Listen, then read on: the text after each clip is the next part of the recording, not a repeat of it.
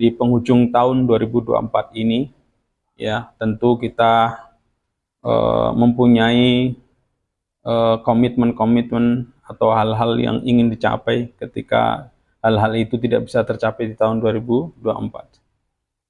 Kaitannya dengan akhir tahun, biasanya orang akan bicara tentang evaluasi, akan bicara tentang introspeksi, akan bicara tentang resolusi, target, dan lain sebagainya. Bagi kita sebagai orang yang beriman, mengevaluasi diri itu sebaiknya dilakukan setiap saat.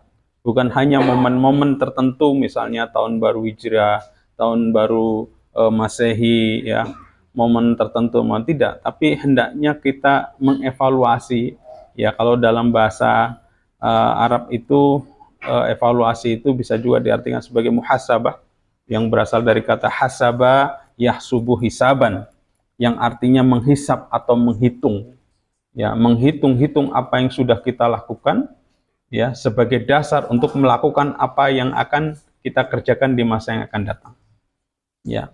Jadi momen tahun baru ini, baiklah, mari kita jadikan sebagai momen untuk mengevaluasi diri kita, ya, terutama kita sebagai orang muslim. Apa yang dievaluasi tentu mulai dari diri kita, baik lahir maupun batin, mungkin rencana-rencana kita yang sudah kita lakukan atau yang belum kita lakukan, ya, terkait dengan ibadah mahdhah kita, bagaimana dengan evaluasi terhadap sholat kita, puasa kita, ya, zakat kita, sedekah kita, dan amalan-amalan kebaikan lainnya. Apakah sudah sesuai dengan tuntunan Rasulullah atau belum, ya, atau sudah sesuai dengan apa yang diperintahkan oleh Allah atau belum, ya. Kalau belum, mari kita tingkatkan untuk di tahun yang akan datang, ya, ibadah makhluk kita, mulai dari kita mengevaluasi niat kita, mudah-mudahan niat yang ditujukan hanya kepada Allah Subhanahu wa Ta'ala. Kaitannya dengan muhasabah, ya. Kalau bicara tentang akhir tahun kan evaluasi. Evaluasi kalau di perusahaan, ya, biasanya akan membuat rapat kerja. Rapat kerja isinya itu mengevaluasi kegiatan perusahaan selama 1 tahun ke belakang, ya. Atas dasar itu untuk membuat perencanaan, ya, kegiatan di tahun yang akan datang. Itu di perusahaan. Bagaimana kalau dengan diri kita? Ya, bagaimana dengan evaluasi terhadap diri kita masing-masing, ya. Tentu yang paling utama mengevaluasi diri sendiri adalah kita menghitung-hitung apa yang sudah kita lakukan, ya, dan mempertimbangkan apa-apa yang akan kita lakukan di masa yang akan datang, ya, seiring dengan bertambahnya usia kita. Kalau bertambahnya usia itu hakikatnya itu usia itu lebih panjang atau lebih pendek? Ya. Bertambahnya usia kita 1 tahun artinya kesempatan hidup kita sudah berkurang 1 tahun. Gitu. Tapi kadang-kala orang lupa, ya, karena hingar-bingarnya menyambut tahun baru, ya, sampai lupa dirinya. Banyak kejadian, dan itu menjadi budaya di dalam masyarakat kita. Apa yang dilakukan menyambut tahun baru harusnya untuk mengintrospeksi, untuk merenung, untuk menghisap, menghitung diri kita, mengevaluasi diri kita, kita renungkan. Tapi apa yang terjadi? Justru di penghujung tahun kita gunakan untuk hura-hura, pesta pora, ya, yang kadang-kala sampai melanggar apa yang sudah dilarang oleh Allah Subhanahu wa Ta'ala. Justru orang di akhir tahun mereka berlomba-lomba untuk menghura-hura, untuk mencari kesenangan, kebahagiaan, yang kebahagiaan itu justru sebaliknya sebenarnya kebahagiaan semu. Kebahagiaan yang menabrak atau melanggar apa yang sudah dilarang oleh Allah Subhanahu wa Ta'ala. Jadi kita sebagai seorang muslim hendaknya lebih paham dengan itu. Ya, jangan sampai kita itu ikut-ikutan dengan kaum yang bahkan mereka beriman pun tidak kepada Allah Subhanahu wa Ta'ala, apalagi menjalankan apa yang diperintahkan oleh Allah Subhanahu wa Ta'ala. Sekarang contoh yang konkret, apa di penghujung tahun apa yang dilakukan? Oke. Kalau yang dibakar sate, kita makan bersama, insya Allah barokah. Kalau dibakar jagung, dimakan bersama, insya Allah barokah. Tapi kalau yang dibakar adalah kembang api, ya, ya kalau mereka beranggapan loh kan kita nyumet apa ya, nyalakan kembang api supaya kita menikmati keindahannya.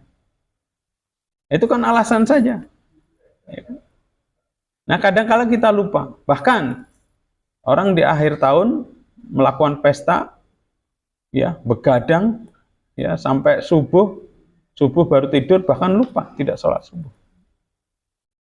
Nah, mendudukkan masalah mana yang prioritas sebagai seorang muslim, mana yang tidak, itu kadang-kadang kita lupa.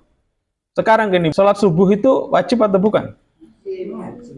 Perintah untuk datang, yang bagi laki-laki datang ke masjid itu sunnah atau bukan?